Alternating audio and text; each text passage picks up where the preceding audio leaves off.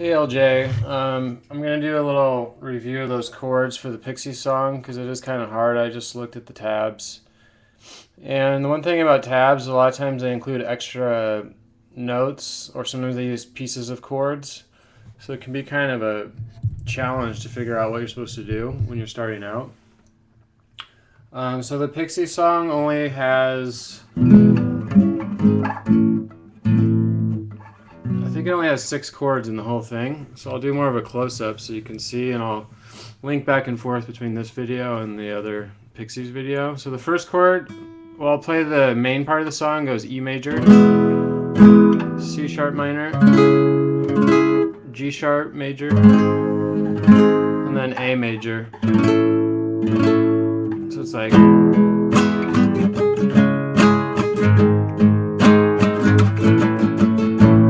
So the first chord, E major, is definitely one that you should spend the time to learn if you're a beginner. 0, 2, 2, 1. A lot of people make this mistake. They put their finger up here on accident. That just sounds really bad. So make sure your first finger's on the G string. And you strum all the strings. So that's the first chord in the song, E major. And then the next chord is C sharp minor. So this one is kind of tricky. The trick with learning bar chords is to find the bass note, and that's why I started out my other lesson talking about bass notes. So you want to put your first finger on 4, then you got to use these two fingers on 6, 6, and your middle finger needs to go on 5, and then you got to bar this top note.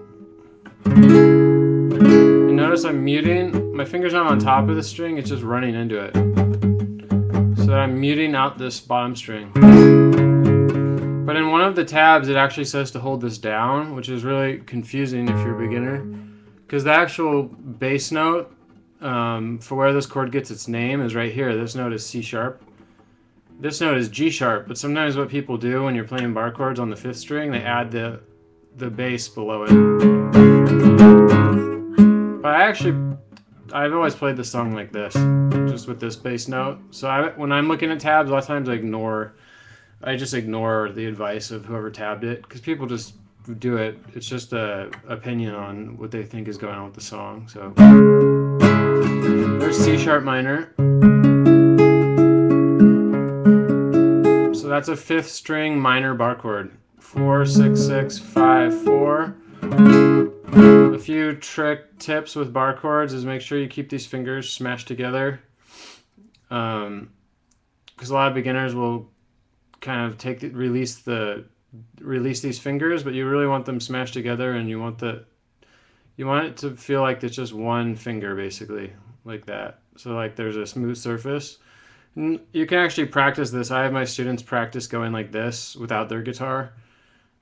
And you have to curl your fingers up to get the feeling of it. Whoops.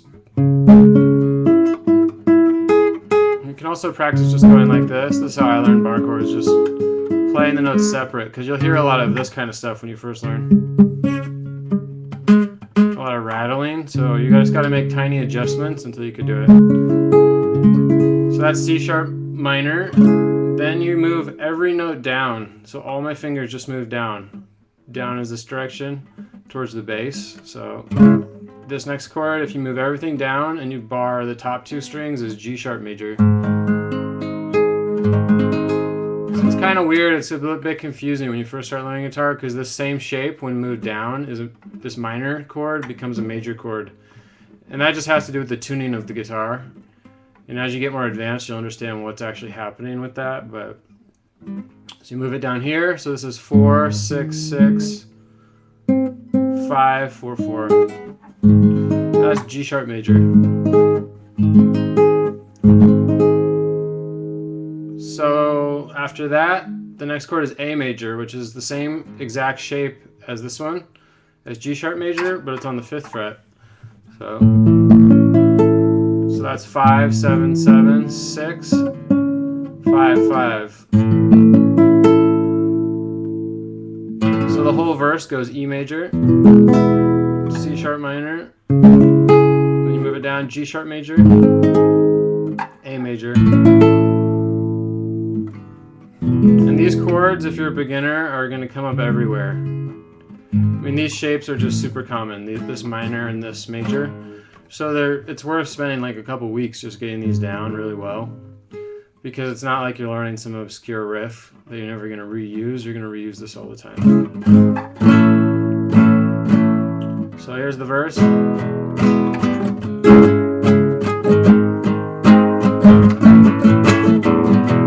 I would also recommend going through the 2 tabs. I'll put links to them in the description.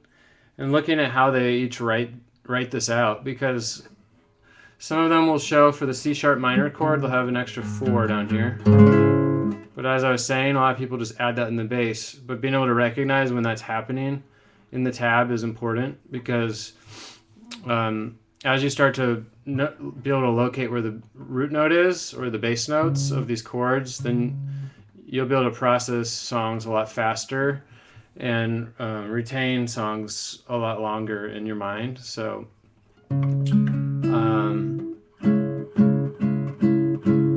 trying to think what else.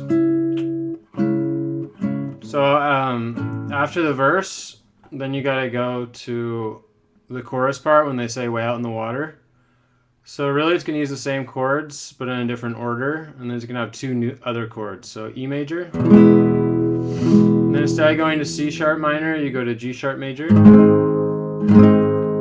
you go to A major, and then you make a tiny change right here. Instead of A major, the next chord is A minor.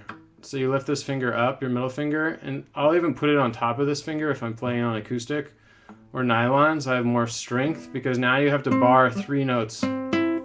So it should be 5, 7, 7, 5, 5, 5 to make it minor. So that single note that was 6 here is now 5. It makes a huge difference. Some beginners can't really hear that yet because their ear isn't used to, just not really.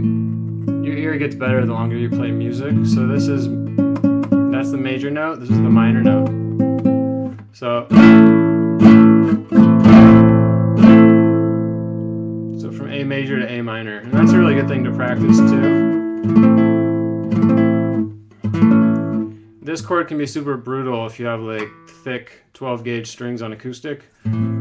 So I actually put electric guitar strings on my students' guitars who are beginners, because I find that they learn bar chords like 10 times faster if I do that. So A major to A minor, then you got to go to B major. So I think in the tabs they're showing to play it like this. In my other video I played it like this. So I'll show both ways, but this is like the hardest bar chord, that's why I didn't use it in the other video. And I thought this actually sounded better to have the higher strings.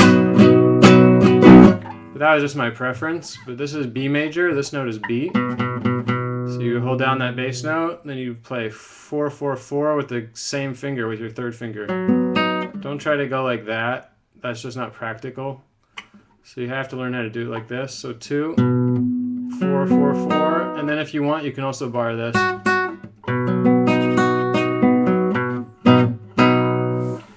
Again, I'm muting that out, not by putting my finger on top of it, but letting it run into it. So 2, 4, 4, 4.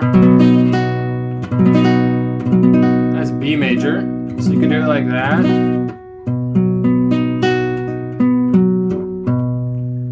Which is kind of a pain in the ass, so a lot of people like to do it like this instead. This was A major on the 5th fret, but if you slide it from the 5th fret over to the 7th fret, then it's B major. So 7, 9, 9, 8, 7, 7. So the whole way out in the water part goes E, G sharp, A major, then you lift that finger up, A minor, and then B. Then you go to C sharp minor, so, and then B. Again, E, G sharp major, A major, A minor, C sharp minor, and then B major, either like this, or you could do it down here. I prefer to do it down here. One reason why I prefer it down here is it sounds more like these other chords. It starts to sound more brittle, the tone, as you get closer to the nut. So to me, it just sounds a little weird to go from these kind of warmer chords all of a sudden to... And that's just a preference on my part. So there's one last time. E, G sharp, A major, A minor, C sharp minor, and then B.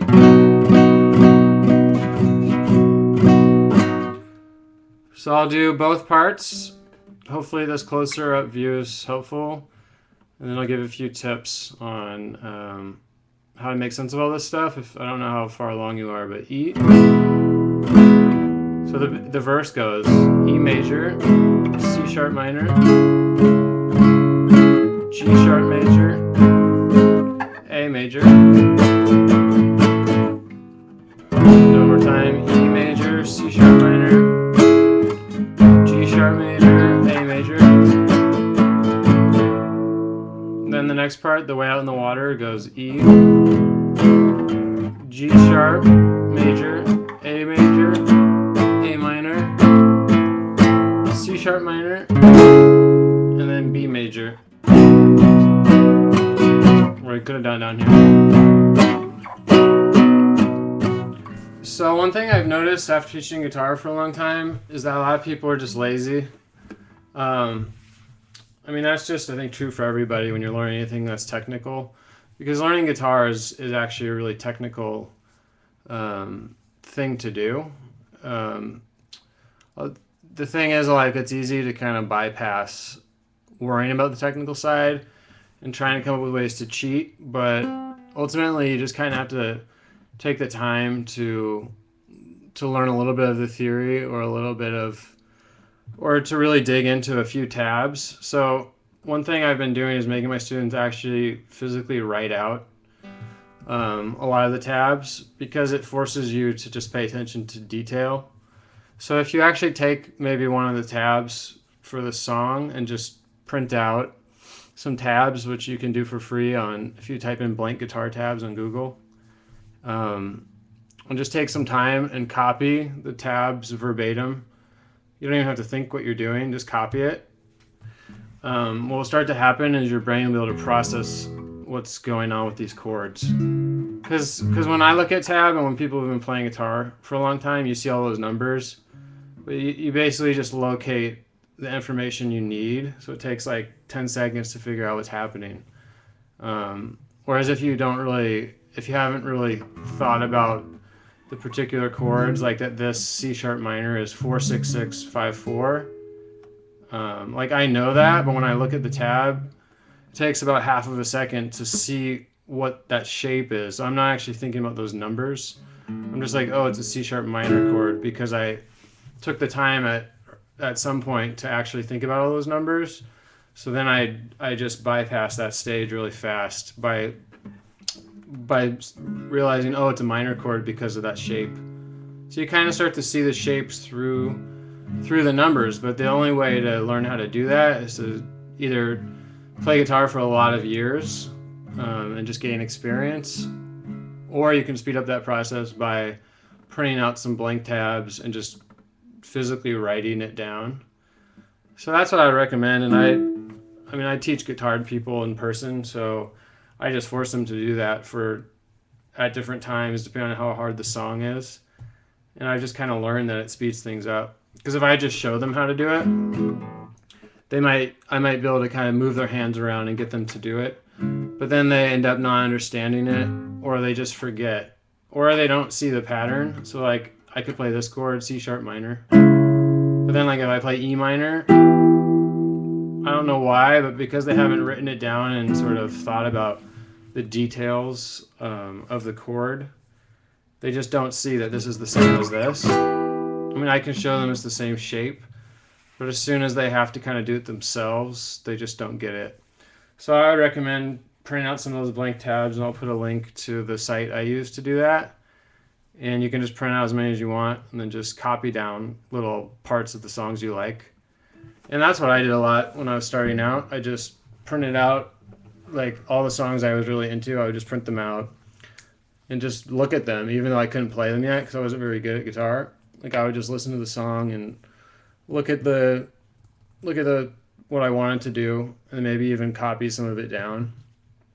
Um, but I have just also noticed that after teaching for a long time, I've had to write so many tabs that my own guitar playing has gotten pretty good because I don't really even practice guitar, but I write so many tabs that in a way that is almost better than practicing because it your forces your mind to really know what's happening. So I mean, I have to work on my technique if I want to play stuff fast, but by writing down tabs, it really speeds up your ability to understand what's happening on the guitar. So anyways, hopefully this was helpful. Thanks for your feedback. Bye.